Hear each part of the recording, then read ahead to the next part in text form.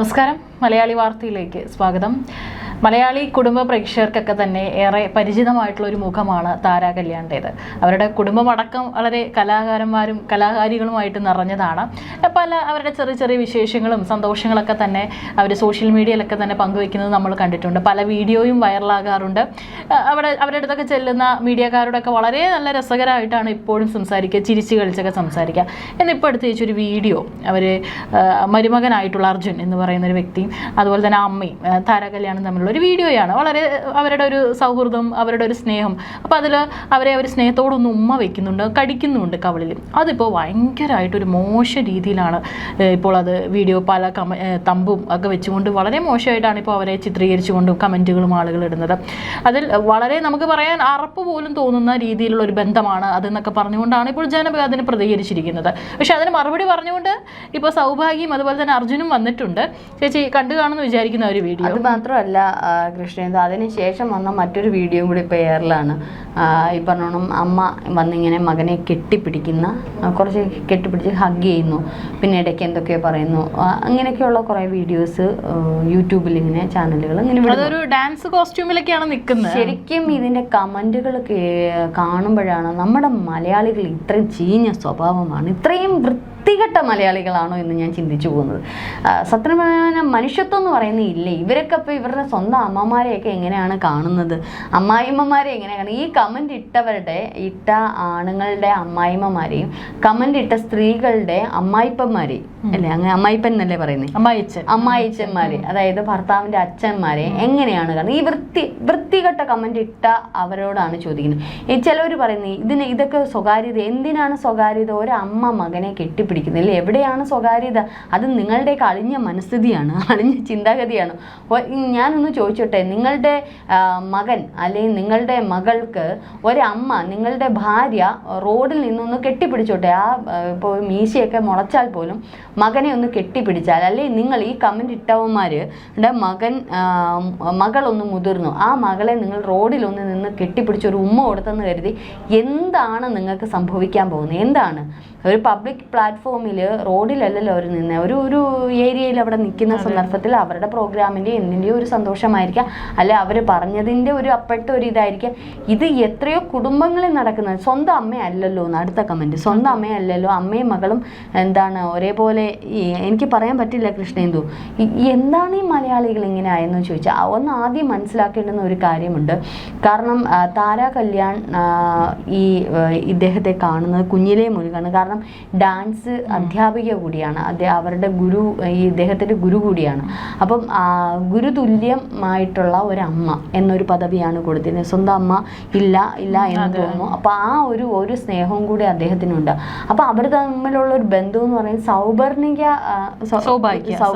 സൗഭാഗ്യ ഇദ്ദേഹത്തിൻ്റെ ജീവിതത്തിൽ കടന്നു വരുന്നതിന് മുമ്പേ തന്നെ താര കല്യാണുമായിട്ട് അത്രയേറെ ഒരു ആത്മബന്ധമുള്ള ഒരു വ്യക്തിയാണ്. എന്ന് വെച്ചാൽ ചെറുപ്പം മുതൽ കാണുന്ന, അല്ലെങ്കിൽ ഭർത്താവുള്ള സമയത്ത് ഈ കുട്ടിയായിട്ട് ഉള്ളപ്പോഴൊക്കെ കണ്ടുകൊണ്ടിരുന്ന ഒരു ഗുരു, ഒരു ടീച്ചർ. അപ്പം നിങ്ങളുടെയൊക്കെ ടീച്ചർമാരെ നിങ്ങളൊക്കെ ഇങ്ങനെയാണോ കാണുന്നത്? മീശ കുരുക്കുമ്പം അല്ലെങ്കിൽ ഈ പറഞ്ഞ താര കല്യാണിന് ഇത്തിരി സൗന്ദര്യം കൂടിപ്പോയി, പ്രായത്തിനനുസരിച്ചുള്ള ഇത് പറയത്തില്ല.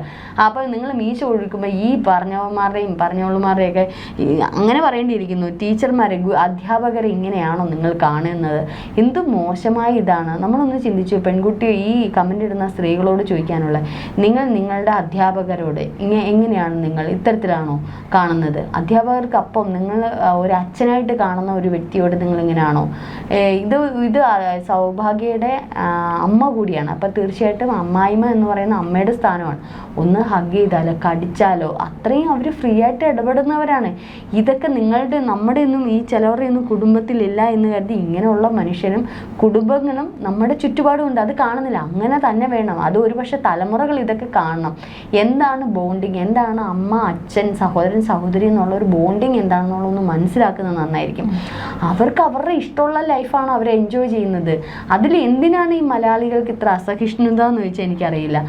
ഒരു അമ്മ മകൻ ബന്ധത്തെ ഇത്രയും വൾഗറായിട്ട് ചിത്രീകരിക്കുന്ന മലയാളികൾ സത്യം പറഞ്ഞാൽ പണ്ടൊക്കെ ഇവരൊക്കെ ഈ ബസ് സ്റ്റാൻഡ് ബാത്റൂമിൽ എഴുതാൻ പോകുമായിരിക്കാം.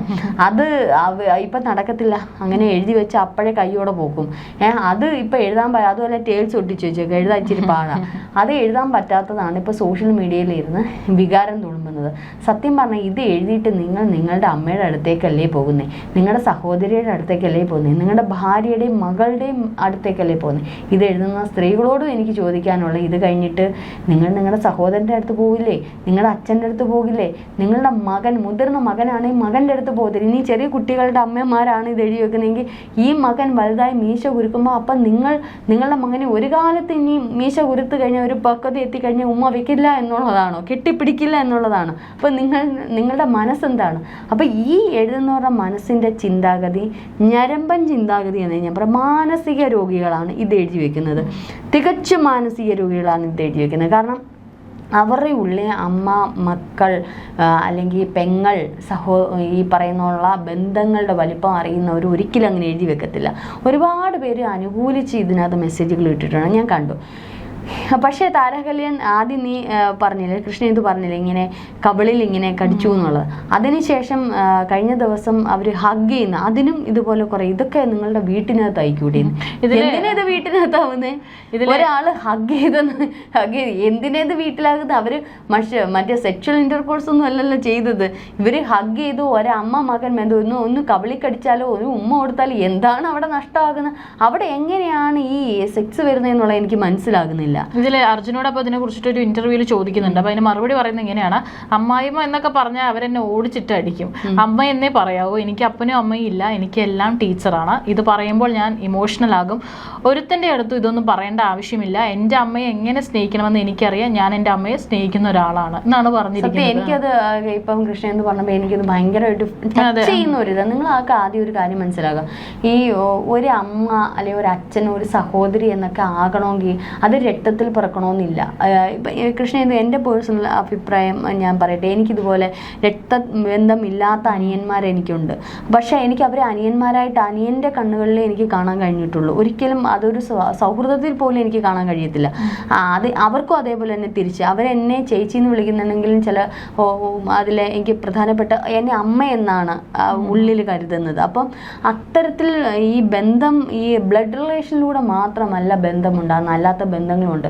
സൗഹൃദം എന്ന് പറയുന്നത് വേറെ, അത് നമുക്ക് ഏത് രീതിയിലും വളച്ചൊടിക്കാം. ഒരു പക്ഷേ സൗഹൃദം ബെസ്റ്റിയായിട്ട് പോവും, അല്ലെങ്കിൽ ലവ് ആയിട്ട് പോവും സൗഹൃദം. പക്ഷെ അതിനപ്പുറം നമ്മൾ ഓരോ വ്യക്തിക്ക് കൊടുക്കുന്ന ഒരു ബന്ധം, അനിയൻ, അനിയത്തി, അല്ലെങ്കിൽ അമ്മയുടെ സ്ഥാനമൊക്കെ കൊടുക്കുന്ന എത്രയോ ആൺകുട്ടികളുണ്ട്.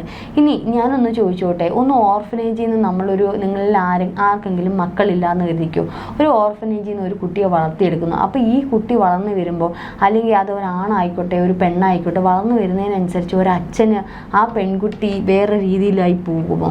മകളായിട്ട് വളർത്താൻ കൊണ്ടുവന്ന പെൺകുട്ടി എങ്ങനെയാണ് അന്യ പെൺകുട്ടിയായിട്ട് മാറുന്നത്, അന്യ പുരുഷനായിട്ട് മാറുന്നത്? നിങ്ങൾ തൊട്ട അയൽപക്കത്തെ ഒരു കുട്ടി വളർന്നു വരുന്നെന്ന് വിചാരിച്ചോ, ആ കുട്ടിയെ നിങ്ങൾ കാണുന്നത് സ്വന്തം മകളെ പോലെയാണ്, അല്ലെങ്കിൽ അനിയത്തെ പോലെയാണ്. ഈ പെട്ടെന്ന് ഒരു സുപ്രഭാതത്തിൽ എങ്ങനെയാണ് അതൊരു പരസ്ത്രീയായിട്ട് മാറുന്നത്, ഒരു വേറൊരു സ്ത്രീയായിട്ട് എങ്ങനെയാണ് നിങ്ങൾക്ക് അതിനെ മാറ്റാൻ? നിങ്ങളുടെ കണ്ണിലെ കാഴ്ചപ്പാടിൻ്റെ വ്യത്യാസമാണ്. അങ്ങനെയാണെങ്കിൽ നാളെ നിങ്ങളുടെ മകളോ മകനോ ആയിട്ടോ ഒരു നിങ്ങളുടെ സ്വന്തം മകനെങ്ങാണോ അല്ലെങ്കിൽ മകളോ ഒക്കെ വളർന്നു വരികയാണെങ്കിൽ ഒരിക്കലും നിങ്ങൾക്ക് സ്വന്തമായിട്ട് കാണാൻ പറ്റില്ലല്ലോ. നമ്മൾ സ്വന്തമായിട്ട് കാണുന്ന രക്തബന്ധം മാത്രമല്ല, അതിനപ്പുറം ചില കാഴ്ചകളുണ്ട്, കാഴ്ചപ്പാടുകളുണ്ട്, മാനസികമായിട്ടുള്ള ചില വൈകാരികതയുണ്ട്. അത് നിങ്ങൾ ആദ്യം അച്ഛനും അമ്മയും ഇല്ലാത്ത അദ്ദേഹം സ്വന്തം അമ്മയായിട്ട് കാണുന്നത് അവരെയാണ്. ആ ഒരു ആത്മബന്ധമെങ്കിലും മനസ്സിലാക്കി ഇനിയെങ്കിലും കമൻറ്റുകൾ ഇത്രയും ദുഷ്ട കമൻറ്റുകൾ ഇടാതിരിക്കുക. ബന്ധങ്ങൾ എന്ന് പറയുന്നത് എപ്പോഴും വിലപ്പെട്ടതാണ്.